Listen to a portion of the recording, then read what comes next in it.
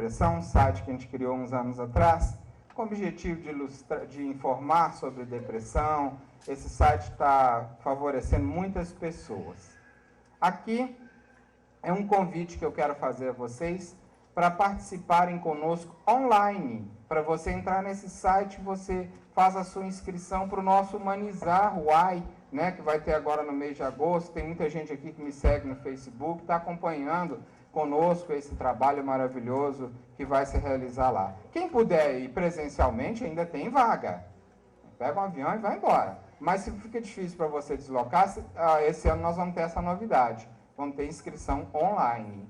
Você pode, daqui, algumas pessoas já estão inscritas aqui, né? Em Uruguaiana tem jeito, em Santa Maria tem gente inscrita online. Para você ver, entra lá no site, né? Quem quiser ir no site do Humanizar, é portalhumanizar.com.br. Amanhã eu vou trazer mais informações no tema Casamentos que Curam sobre o Humanizar. Porque vai ser o meu tema que eu vou apresentar nesse evento, aliás. Tá? Aí eu vou falar um pouquinho mais sobre o Humanizar amanhã. Já fica o convite, caso alguém não vai estar conosco amanhã. Aqui o meu site profissional, como terapeuta, para quem quiser contratar meus seminários profissionais, minhas palestras, ou fazer consulta comigo em Belo Horizonte.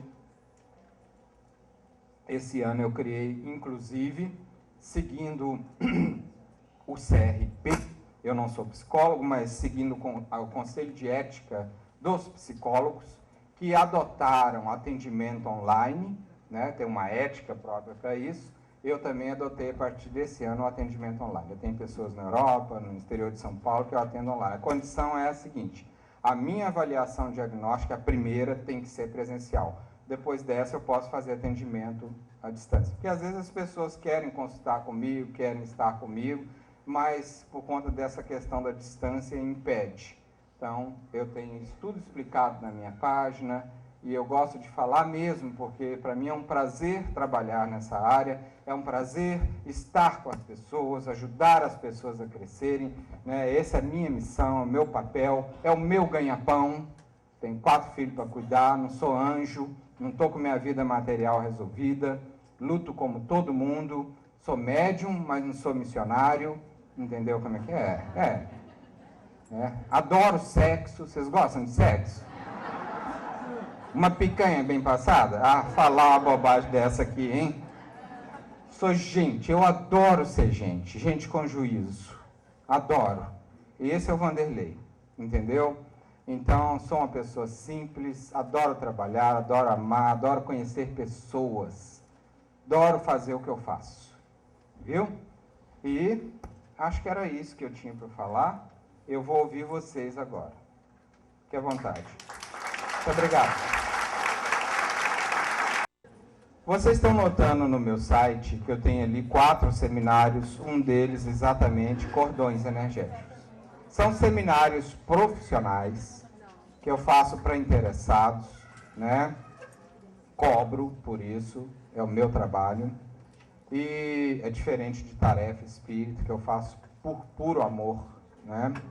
E não que eu não faça com amor o que eu cobro, mas é um trabalho diferenciado onde eu faço dentro deste seminário técnicas de asseio de cordão energético.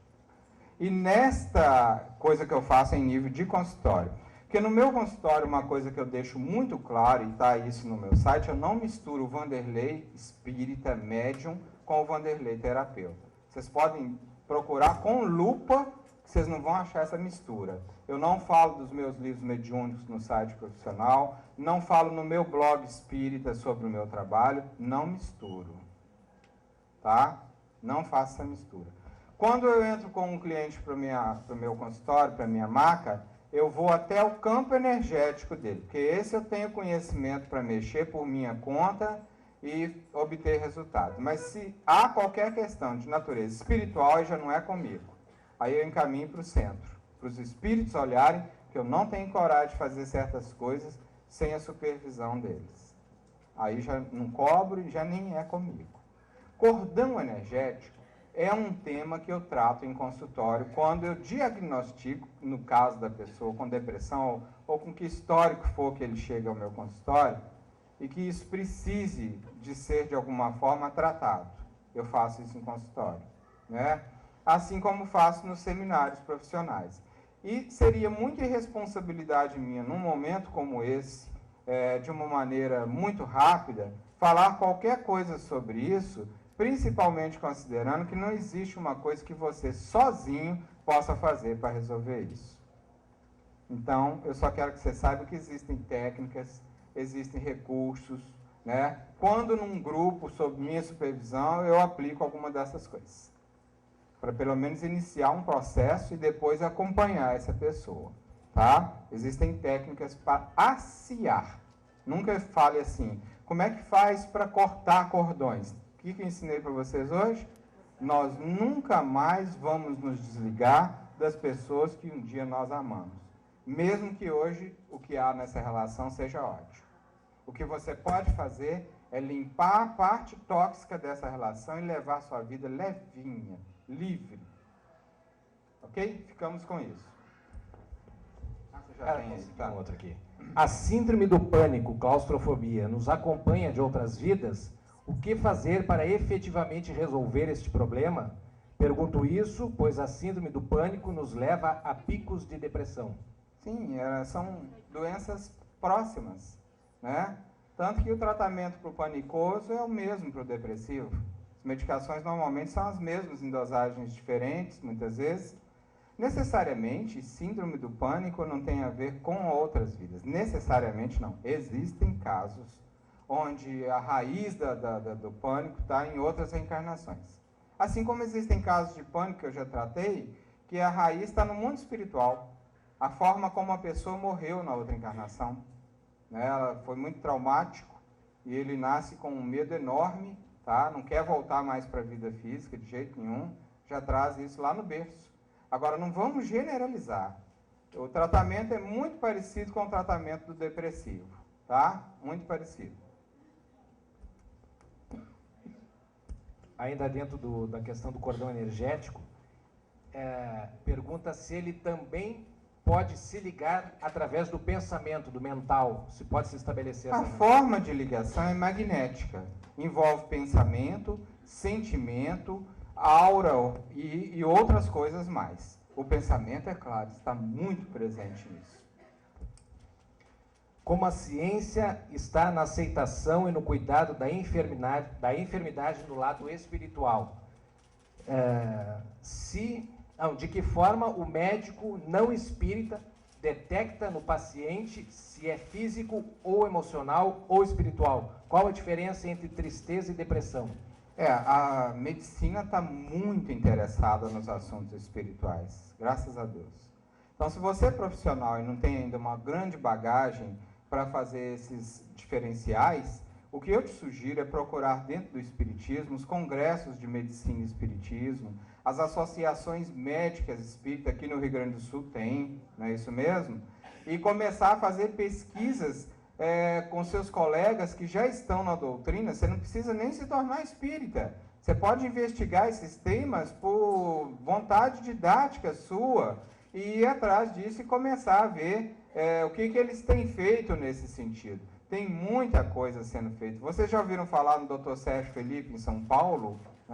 Há coisas maravilhosas na neurociência, né, na psicologia, em várias áreas. Então, a minha sugestão é isso. Vai para o Google e começa a pesquisar medicina e espiritismo, vai para os congressos. Há coisas interessantíssimas sendo apresentadas, inclusive com aparelhagem sofisticada, né, coisas muito sérias mesmo.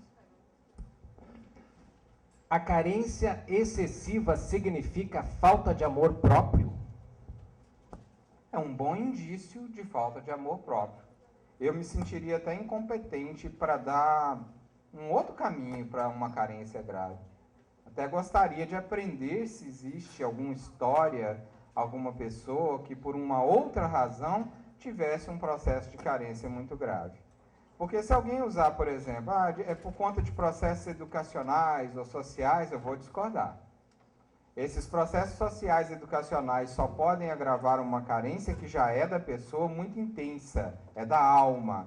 Muitas pessoas mal educadas ou com processos sociais traumáticos superam todos esses ingredientes, se amam profundamente, gostam de si e viram ótimos artistas, ótimos educadores, bons empresários, bons pais.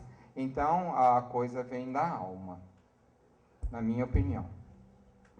Tenho mais de 60 anos e sempre tive problemas em administrar a minha vida financeira. Tanto com pouco ou com algum dinheiro, consigo me encucar e afundar na culpa. Encucar, Minas Gerais é encucar também? É isso aí mesmo. Tá. Malucado. Como poderei sair desta fase, já que me trato com um psiquiatra e ele diz que sofro de compulsão? Continuar seu tratamento com muita seriedade. Entender que, apesar de você ter componentes de natureza psiquiátrica, esse é um assunto que diz respeito a todos nós. Eu acho que todos nós temos um aprendizado a fazer na área financeira. É impressionante. Isso foi, inclusive, tese minha, numa das minhas formações, das minhas especializações em PNL. Eu tinha que apresentar uma monografia, né? E então eu fui exatamente fazer uma pesquisa. Qual é a estrutura padrão de pessoas bem-sucedidas financeiramente? E com a ajuda do meu training, eu descobri, analisando 80 pessoas, que algumas coisas são muito comuns às pessoas bem-sucedidas financeiramente. Seja ela uma simples empregada doméstica que ganha um salário mínimo ou um empresário de muitas posses, há algo em comum em todos eles para que eles sejam bem-sucedidos. São vários itens, mas 2 que eu notei. Primeiro, as pessoas que lidam bem com dinheiro sabem guardar. E o segundo ponto, as pessoas que lidam bem com dinheiro nunca dão passos maior do que as suas próprias pernas. Só assumem compromissos quando sabem que aquilo não vai tirar dela o seu equilíbrio. São 2 pontos principais e muito óbvios, mas existem outros, muito outros que são sutis. Então eu estou falando não de uma doença psiquiátrica, eu estou falando de educação. Os nossos meninos hoje na escola já têm matéria sobre isso, sabiam? Vocês devem saber disso. Já estão estudando isso, para saber como guardar, como dar valor às coisas que tem, quanto custa cada coisa. A nossa geração não foi educada para isso. Nós não fomos educados, por exemplo, para pôr preço nos nossos trabalhos. Eu noto isso muito com meus clientes. A sua consulta é X, não dá para você fazer um descontinho? O brasileiro adora descontinho. Eu digo para eles assim, olha, quem põe preço no meu trabalho sou eu. Quando você me pede desconto, você está querendo dar ao meu trabalho o preço que você acha que ele tem. Então, faça a consulta primeiro. Se você não gostar, depois você me peça isso. Aí, no final, eles querem pagar mais. Isso é estima pessoal. Você que tem que dar valor às coisas que você faz. Nós não fomos, na nossa geração, educados para isso. Dinheiro é uma coisa muito perversa na nossa cabeça. E acaba a gente fazendo mau uso dele. Né? Então, nós estamos falando, antes de tudo, aí, de um processo de educação. Né? Bipolaridade não é depressão? Com medicação há como retomar a vida? O bipolar depressivo, a cura? Necessariamente, bipolaridade e depressão não se encontram. Existe o chamado transtorno afetivo bipolar, que é uma doença mais grave ainda do que a depressão. Em algum momento, o transtorno afetivo bipolar cai para um campo de depressão. Não necessariamente com todas as características de um deprimido. Tá? Tem cura, só que a pessoa que tem um bipolar na família, ela sofre muito, porque 6 meses ele ama e 6 meses ele odeia. Não é assim? Então, ele vive, ele forma, ele forma na faculdade, ele pode ter filho, ele continua. Mas essa alternância é uma coisa dolorosa para quem convive com ele. Se ele tratar com a medicação direitinho e também fizer o mesmo percurso da depressão, analisar qual é o comportamento dele que está na raiz da sua doença, e isso ele vai precisar de um profissional competente para fazer essa avaliação, ele pode, então, mudando o seu comportamento, aliviar bastante a sua dor depressiva. Vocês lembram de Mentes Brilhantes? Lembram? O homem só se curou o dia que ele aceitou que ele tinha mais poder do que a doença dele, não foi isso? Que ele não negou que ele era doente, não foi isso? Então, isso é muito interessante de pensar. Como administrar a solidão? Os remédios da depressão podem causar dependência? Tá aí. Eu disse aqui, todo sentimento que existe dentro da gente tem uma função divina. A solidão também. Nossa, a solidão é muito importante para a nossa paz. Só que uma pessoa depressiva, a solidão para ela castiga. É a solidão tóxica, é a solidão doentia, é a solidão do egoísta de achar que ninguém o ama. Então, qual que é a última pergunta dentro dessa? Se remédio causa... As medicações evoluíram muito em diminuir os efeitos colaterais e não causar dependência. Então, na mão de bons profissionais, isso pode ser equacionado.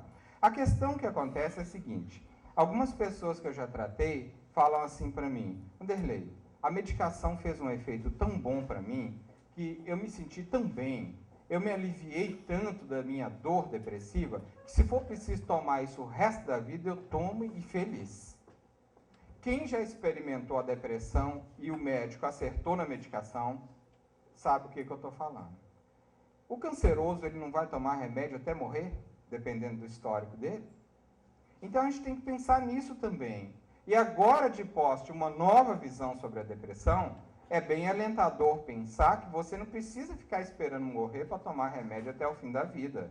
Você pode recuperar imediatamente seu estado de saúde se você identificar o que a sua depressão está te dizendo, o que ela está te ensinando, buscando esse tipo de ajuda. Como agir ou ajudar um familiar que é bipolar e outro que tem câncer? O que devo fazer? Como devo me comportar diante das crises? Não é fácil, né? Bipolar, depressivo, não é fácil. Não tem receita, sabe? Sempre me perguntam isso e eu sempre sou muito cuidadoso nessa resposta, porque não existe receita. Os casos são muito parecidos. O que eu apenas sugiro é que a família não afunde com o doente. A única recomendação que eu dou é essa. Se tem uma coisa que depressivo não precisa, é de dosinha. Doeu? Dosinha, você sabe o que é isso aqui? Tem que tomar muito cuidado com o que eu falo, né? Porque uma vez eu fui no Nordeste e falei, e o homem atravessou aquela pinguela. O povo da Norte, o povo foi saber o que é pinguela lá. Falei, ninguém atravessa uma pinguela, ela é bem menor. É. Putz, foi duro. Dozinha, dó, verdade. Tem uma... Guardem isso, é de coração. Não estou sendo frio. Isso é experiência e bagagem. Uma coisa que o depressivo não precisa é de dó. Ah, que eu vou me matar se você me abandonar. Você quer se matar como? Ah, de preferência com um revólver. Eu sei onde tem uma casa que vende dos melhores. É verdade. Entendeu? Aí se ele se matar, a pergunta que fica, né? Entenderam? Então, não tenham dó do depressivo. Sejam positivos com ele. Tem alguns doentes que precisam muito dessa postura. Filhos drogados, alcoólatras e depressivos precisam de muita postura positiva de limite.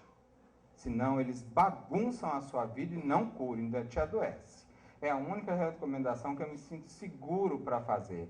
Uma regrinha para como que age com bipolar, com depressivo, em situações, em determinados contextos, eu não tenho.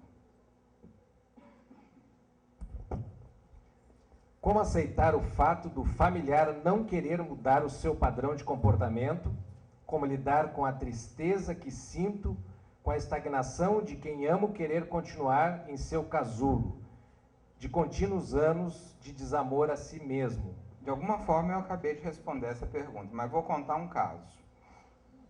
Existe um livro chamado Não Te Devo Nada. É de uma atriz, que eu não posso falar o nome, da Rede Globo, que tinha um marido alcoólatra, grave, caso grave. E o cara caía na porta da casa dela, envergonhava a vida dela. Um dia ela cansou daquilo, ver aquele marido naquele estado, e falou, quer saber de uma coisa? Eu não te devo nada. Eu vou viver a minha vida e você... Eu não posso falar aqui, né? O resto da coisa. Né?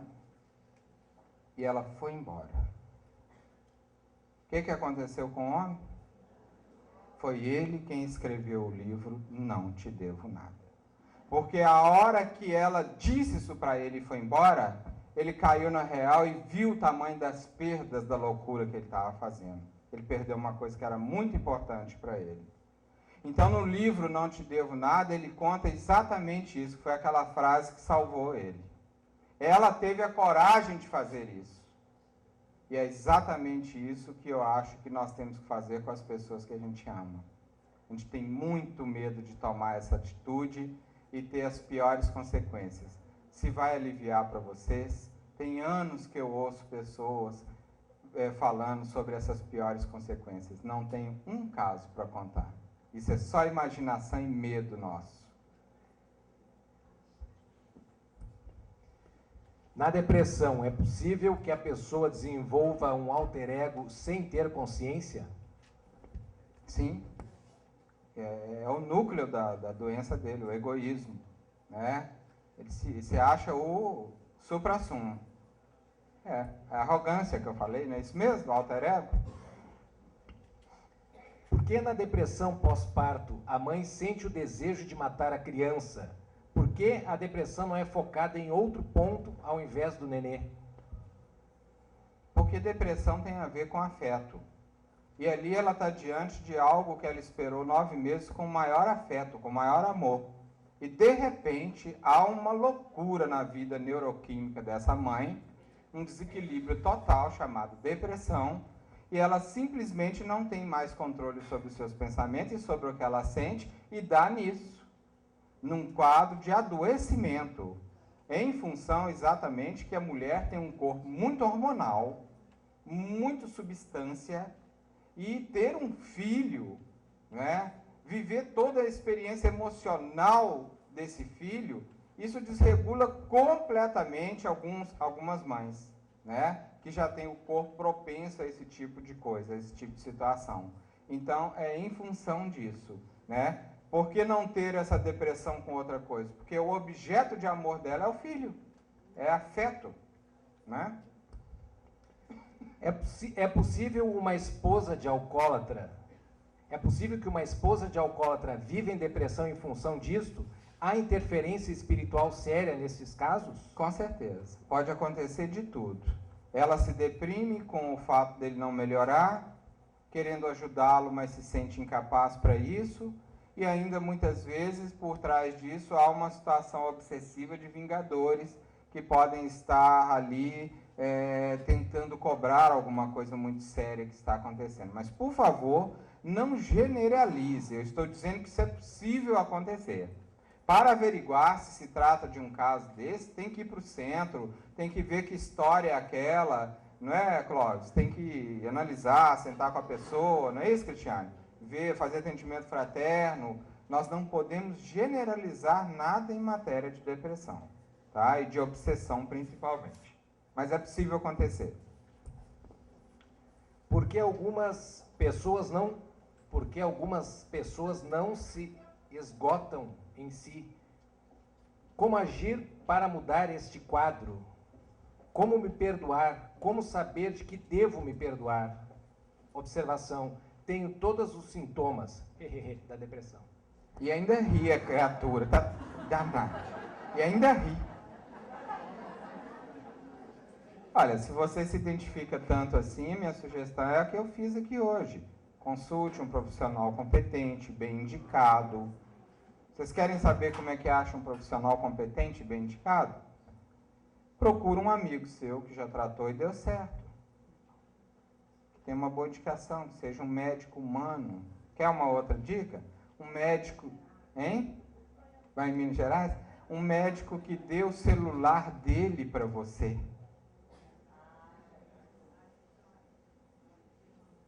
Eu dou o meu celular para todos os meus clientes e falo, se você me ligar, você vai ver o que é depressão. É claro, você tem que ser próximo, mas não íntimo, né? De repente eu estou em oração com a minha esposa e um cliente me liga. Já pensou? Na hora da oração? Hein? Que hora, né? Para ligar? Então eu digo, eu estou para você, dentro daquilo para o qual você está me pagando e contando comigo. Não me ligue por bobagem. Então eu assumo um compromisso com ele. Está dando certo. Ele sabe que eu estou perto dele, mas ele também vai se esforçar para seguir aquilo que eu dou a ele como orientação, senão não tem sentido. Não tem sentido, não é? Cria uma dependência e não melhora. Eu não sou desses profissionais que querem que o seu cliente se torne dependente dele para ele ter sempre a sua renda garantida, não. De jeito nenhum. Minha alegria está em ver os meus pacientes melhorando, se recuperando, fazendo aquilo para que a minha missão junto a ele exige. É isso que me interessa. A minha alegria está nisso. No livro Lírios de Esperança, que narra os confrontos internos de dirigentes espíritas depois do desencarne, vemos diversas verdades que acho que nós, como movimento, devemos trazer à pauta. Como posso fazer isso em meu centro sem maiores traumas? Como fazer sem dar brechas às sombras? Onde podemos pesquisar sobre a magia para fins terapêuticos? Alguém aqui já leu o livro Os Dragões, da Dona Maria Modesto Cravo? Se essa pessoa que perguntou não leu, vai lá, compre e leia. Lá está tudo que você me perguntou e mais um bocado. O assunto até mudou, né? Mas tudo bem, eu sempre estou aberto a qualquer questão. Como nós vamos até 00h30, ainda falta ali 6h30 de pergunta. Então, tranquilo. Lá você vai encontrar muita coisa sobre isso aí.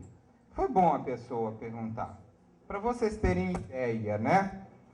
Essa nossa casa aqui, que eu nunca vi falar nesse lugar, de repente abre as portas e me recebe. Né, Audrey? A Audrey e o marido, Adelino, né? Foram os primeiros canais, depois o pessoal, de forma muito generosa dessa casa, abriu as portas para o nosso trabalho. Muito interessante isso. Né? Os livros nossos são estudados aqui, né?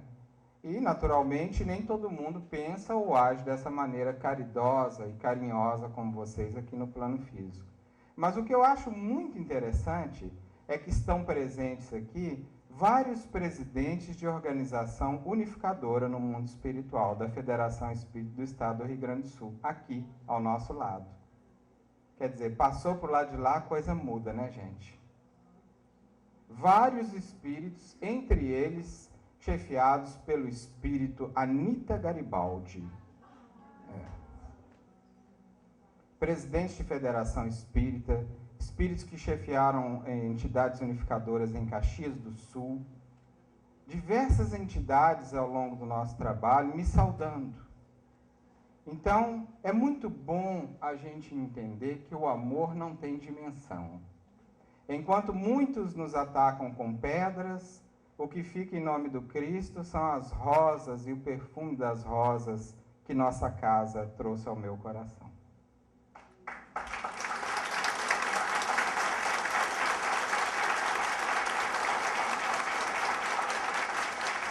Os dirigentes vão passar, as casas vão passar. Cada um de nós deve abrir os nossos olhos e verificar o que é que nós estamos fazendo da nossa encarnação. É isso que importa. Vamos? Muitos utilizam a depressão para manipular seus familiares, utilizando a depressão como bengala, quase sempre conscientemente, pois fazem tudo que é tratamento e nunca melhoram. Isso faz sentido? É, desse jeito mesmo. Casos de depressões mais sérias, você pode abrir para mim, por gentileza? Casos de depressões mais sérias, é desse jeito que a coisa acontece. Eu já falei isso que hoje, realmente, o familiar, às vezes eu recebo no meu consultório, por exemplo, jovens. Meu pai pediu para me vir fazer uma consulta com você. Falei, pois bem, o que você tem? Nada. É mesmo? É.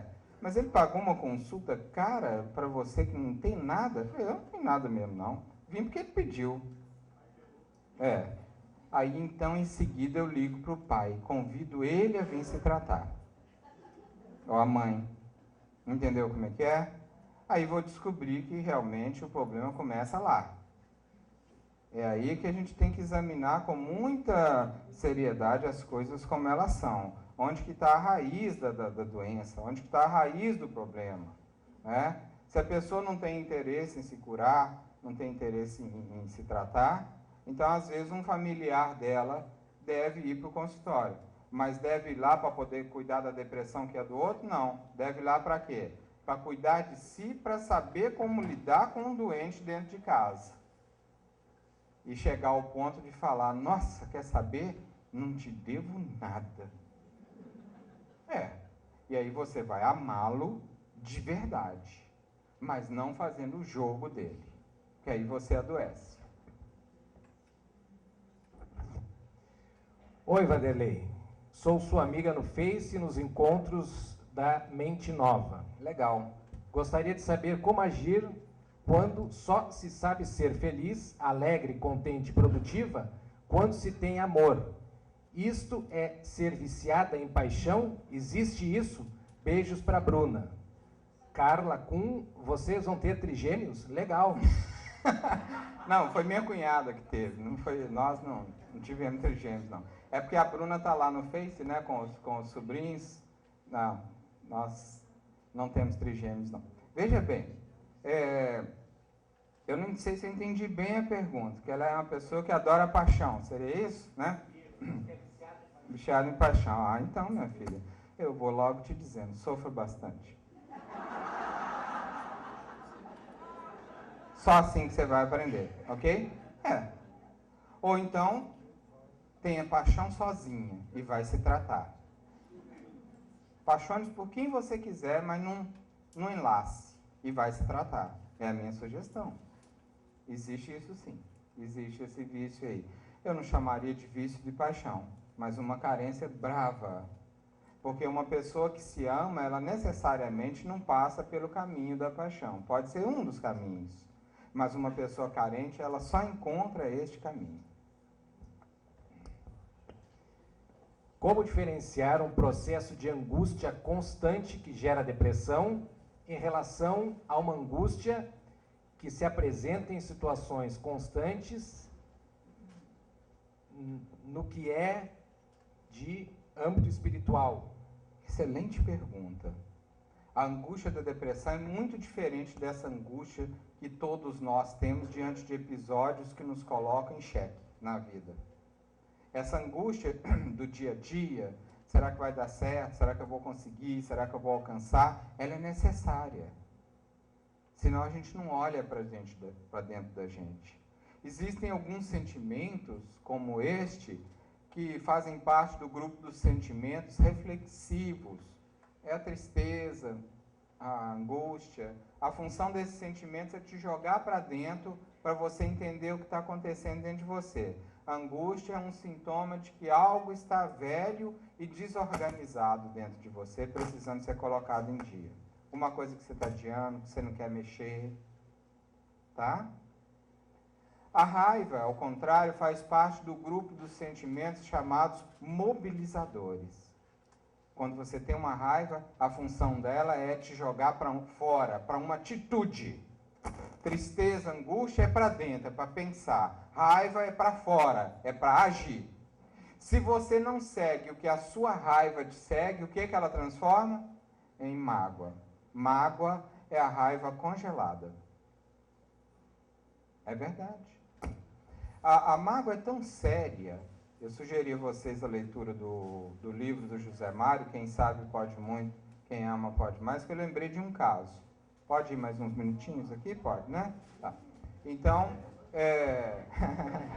obrigado. Eu tinha uma pessoa na família, uma vez eu estava na fazenda dela, fazenda mineira, comendo aquela broinha de fubá seca, hein? Com um cafezinho machoxô, né? Hã? Uma tarde de sábado, aquela chuvinha caindo, é delícia, né? Bom demais, né? E eu conversava com a dona Elza, que é uma familiar minha, e a dona Elza começou a falar comigo assim, que Alexandre fez isso, e me falou aquilo. Alexandre é o marido dela. E eu estava comendo e estranhando aquilo, porque o Alexandre era muito amigo meu também, né? E que o Alexandre me ofendeu, e foi contando as histórias. Eu falei, mas dona Elza, estranho, eu tive várias vezes com o senhor Alexandre essa semana, e ele não me falou nada dessa briga de vocês. Não, mas isso não foi essa semana, não, tem 30 anos que isso aconteceu.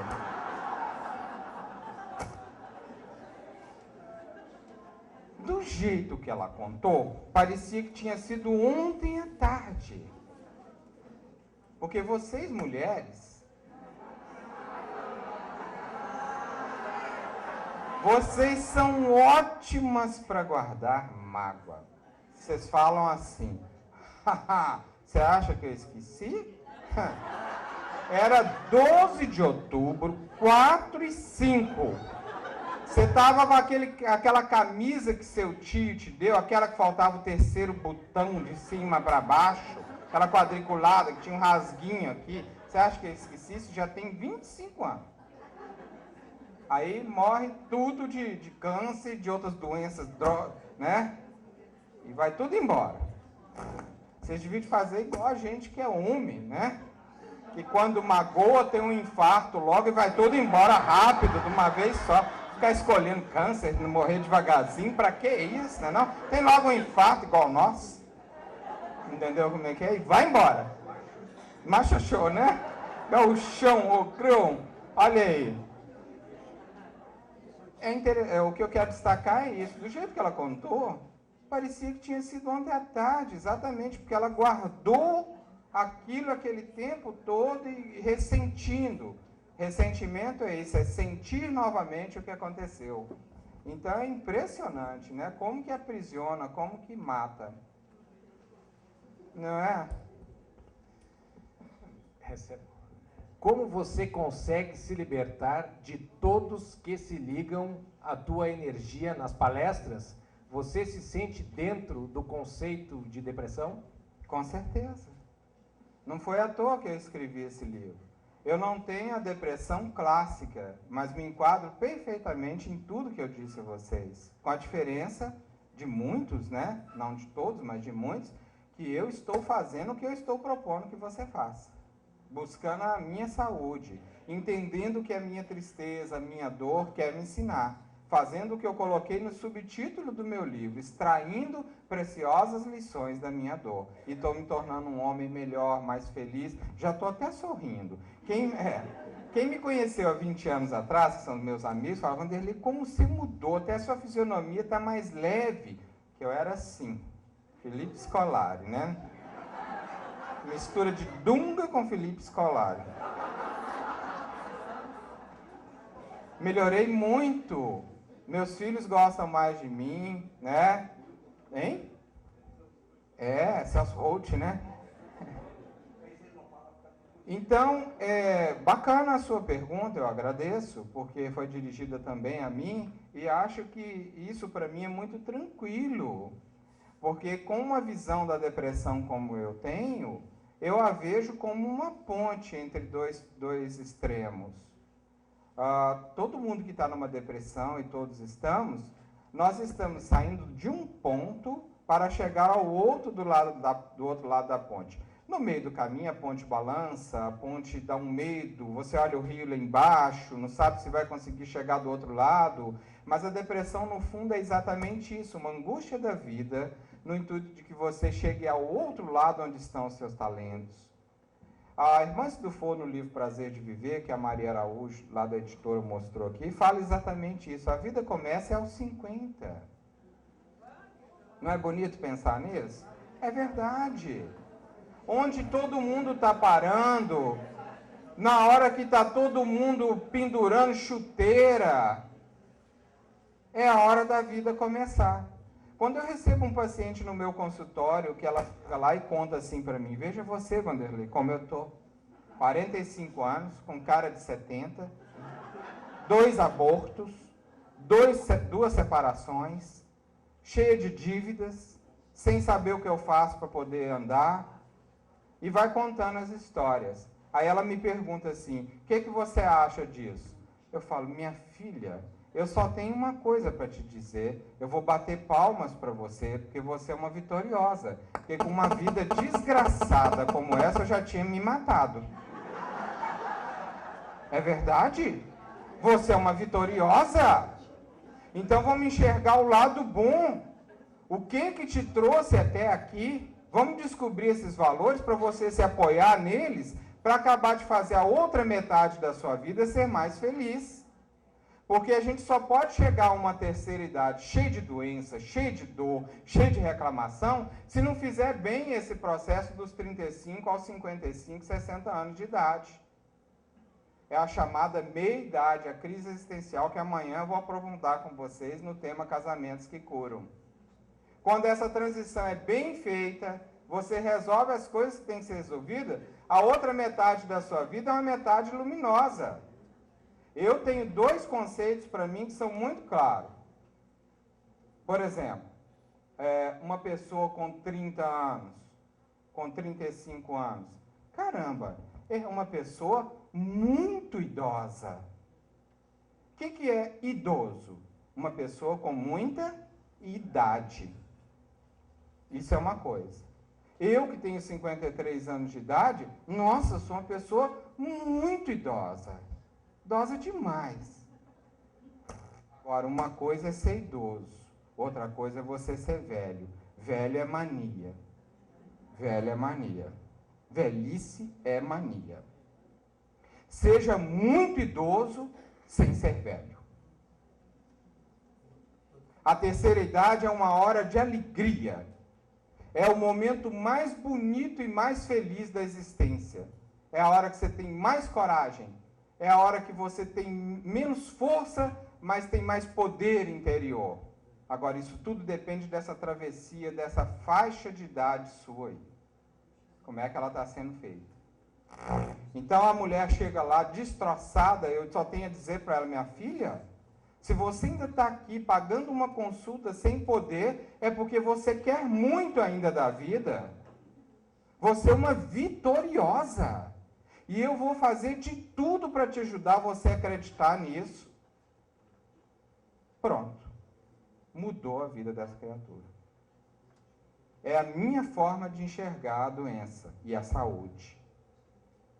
Porque qualquer pessoa ia lá trabalhar com ela, os dramas dela do inconsciente, os recalques com o pai, para ela ter chegado aos 45, aquele caco. Não. Quero nem saber de quem levou ela a ser um caco. Eu quero saber o que ela ainda tem de bom diante daquilo para a gente poder construir algo de positivo daqui para frente. E olha, se ela ainda está em pé, não se matou, não desistiu, o que eu posso dizer? É uma vitoriosa. Meu papel é fazer ela enxergar isso e ela acreditar nisso. É essa a minha visão de vida. Mais uma? Mais 3? Ok, vamos lá. E quando a tristeza não tem causa aparente? Pode não ter do lado de fora, mas tem do lado de dentro. O que ela está acontecendo é aqui. Então você tem que começar a travar contato com o seu sentimento de tristeza e se habituar a perguntar a ele o que ele quer te ensinar. Isso não é fácil, não. Eu sei que não é, mas é treino. Se você treinar, você adquire essa capacidade. Eu hoje, por exemplo, não consigo mais viver sem fazer perguntas aos meus sentimentos. Não consigo. É a única saída, a gente treinar a mente da gente a exatamente começar a indagar, né? Quer ver um exemplo legal? Eu acho muito bacana exemplos práticos, né? Que aí ajudam vocês, inclusive, a exercitar. Pessoas que usam muito ônibus para ir trabalhar, estudar, etc, etc, etc. Eu já tive essa experiência e muitos anos, e lembro como é que era, e já vi várias pessoas contando sobre isso também. Todo dia você vai no ônibus, no mesmo horário, as mesmas pessoas, nesse mesmo metrô. Tem metrô aqui em Porto Alegre? Tem, né? Metrô. E vê as mesmas pessoas, só muda a roupa, o mesmo jeito. Tem gente que gosta de ficar até no mesmo lugar, pegar no mesmo, né, ganchinho e tal, aquela coisa. E todo dia você repete uma experiência. Olha para um e fala assim, meu Deus, como é que pode usar um cabelo desse jeito? Olha para outro e fala assim, esse homem é gordo demais, eu fico pensando, o que ele come? Olha para outro e fala assim, meu Deus, aquela ali, sinceramente, viu, se não fosse casado... E vai, e o pensamento vai. E no outro dia, olha o gordinho lá de novo. A mulher com o cabelão lá. E repete tudo outra vez. E você não sabe o que você está sentindo. Então, a irmã, no Prazer de Viver, tem uma pergunta no livro dela crucial. A pergunta que a gente tem que começar a fazer é a seguinte. Por que eu sinto o que eu sinto? Porque eu olho para esse gordinho e sinto que ele é um homem que não deve se cuidar direito. Começa a perguntar para você, não é para ele não. Ou, já teve um aí que pensou isso, né? Para você. Por que eu sinto o que eu sinto? Simples. Começa a exercitar para você ver no que vai dar isso. É fascinante. Você começa a descobrir coisas interessantíssimas. Pode chegar uma hora que você não aguenta, vai lá, põe o braço no gordinho. Deixa eu falar uma coisa com você. Você vai descobrir coisas interessantíssimas sobre isso. Esse contato com o seu mundo interior. Mas eu nem sei por que eu estou contando isso. Você está dentro da pergunta aí, direitinho?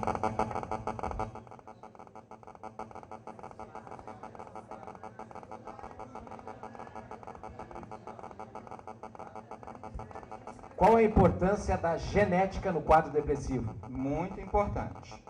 Existem estatísticas que falam que até a segunda geração existe uma possibilidade de 60% de chance de depressão. O que é a segunda geração? Seu avô, bisavô. Então, até uma segunda geração, existem influência da genética muito grande. Tá? Em casos em que seu avô, seu pai foram depressivos, a possibilidade de 60%, segundo estatísticas científicas, da presença da depressão no caso do filho. Tá? E isso vai se agravando. Isso é bastante comprovado cientificamente. Tá? Então a genética tem uma influência muito grande nisso aí sim. Só que a genética não explica todos os casos de depressão. Só esse parêntese aí. Existem depressões em que essa genética não está nas causas, ok? A última. Assim como se pode representar um estado de felicidade, é também possível representar um estado depressivo? É possível. Aliás, a representação em PNL, que é uma matéria que eu lido muito com ela, é algo, às vezes, que tem um poder muito maior do que a própria realidade. Como você representa a vida, é que você vive. Se você é uma pessoa que acredita que o mundo é cor-de-rosa, você vai embora, ninguém te segura. Seria bom que você tivesse o pé no chão. Que o mundo cor-de-rosa aqui não fosse interpretado como aquela pessoa lunática, que não tem bom senso, não faz conta, não guarda dinheiro, não vive a vida física. Mas se você é otimista, se você é uma pessoa que, por tendência e por educação e por esforço, você realmente sempre representa o mundo de uma maneira boa, você reage bem aos fatos e aos episódios, com certeza a sua vida vai ter esse tamanho, vai ter essa característica. Se Se você, ao contrário, é muito triste, vê sempre pelo lado ruim, que é típico dos casos de depressão mais grave, né? Ele é muito pessimista, muito para baixo, vai tornando seu campo psíquico, sua própria existência um pouco mais grave. Ok? Pessoal, então eu quero agradecer muito a vocês pela presença, pela disciplina, pela atenção, né? Amanhã ainda tem mais, nós estaremos aí com o Casamentos que Curam, tá? Muito obrigado a vocês.